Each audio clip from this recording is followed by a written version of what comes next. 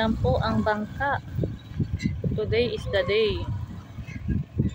Isusulong na po nila sa dagat. Yan, nag-aantay na yung mga kasamahan niya para i-ano siya sa dagat. Yan. Alas 7 na po yun. I-testing na po nila yung bangka kasi okay na siya. Kaya ipapaanohan na nila sa dagat. Yan na sila. Tulong-tulong sila.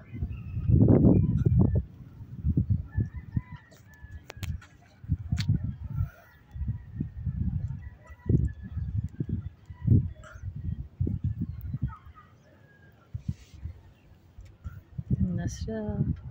Yan. Thanks for watching. Bye-bye. Bye guys.